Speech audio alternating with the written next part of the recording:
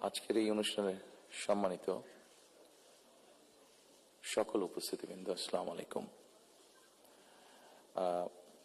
প্রথমেই আমি আপনাদের সকলকে, সম্পাদকবৃন্দ, সাংবাদিকবৃন্দ, সংবাদপত্রের মালিকবৃন্দ সহ বীর সাংবাদিকবৃন্দ সহ যারা উপস্থিত আছেন, প্রথমে আপনাদের সকলকে আন্তরিকভাবে আমি ধন্যবাদ জানাতে চাই।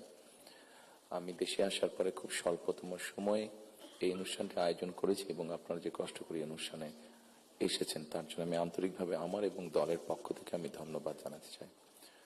সম্মানিত উপস্থিতিবৃন্দ, যারা এখানে এই মঞ্চে এসে একটু আগে বক্তব্য রেখেছেন, তাদের সকল বক্তব্য থেকে খুব পরিষ্কারভাবে কয়েকটি জিনিস বোধহয় ফুটে উঠেছে, অর্থাৎ আগামী দিন, ফিউচার।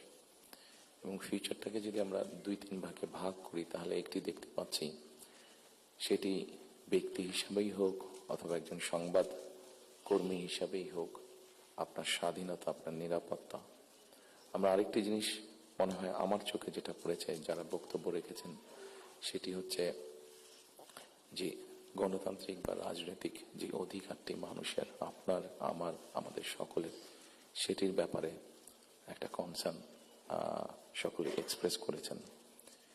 এবং খুব সম্ভবত একজন বক্তাই এখানে একটি কথা বলেছেন,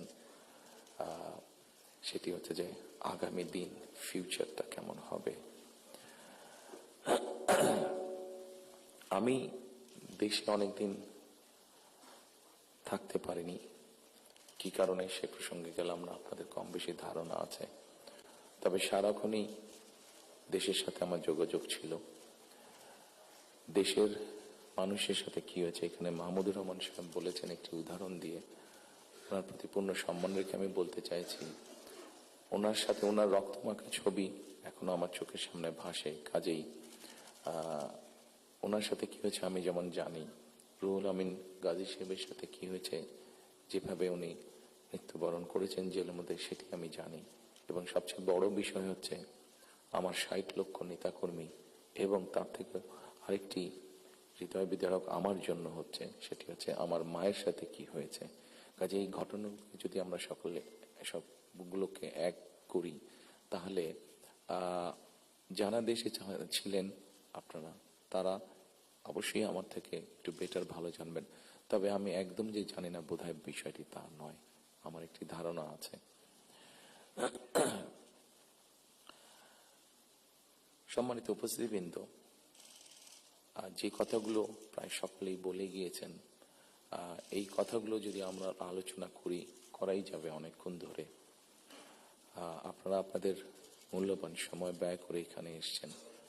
আমি এই কথাগুলোর মধ্যে থেকে একটু সরে এসে কিছু কথা বলতে চাই। আমাদের সমস্যা ছিল, আমাদের সমস্যা আছে। অবশ্যই আমরা 5ই আগস্টের আগে ফিরে যেতে চাই না।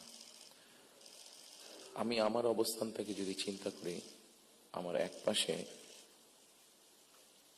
1981 সালের একটি জানাজা, একই সাথে আমার এক পাশে 2025 সালের 31 ডিসেম্বর একটি জানাজা, আর আমার আরেক পাশে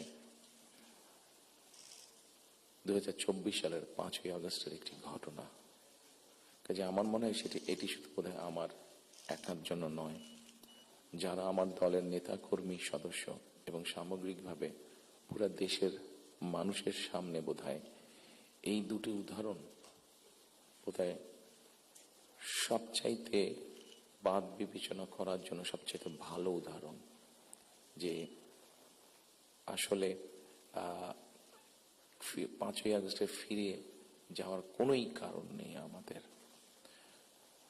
প্রিয় উপস্থিতিবৃন্দ, হিংসা, প্রতিশোধ, প্রতিহিংসা, একটি মানুষ, একটি দল বা যেভাবে আমরা বিবেচনা করি, তার পরিণতি কি হতে পারে আমরা দেখেছি 5ই আগস্ট।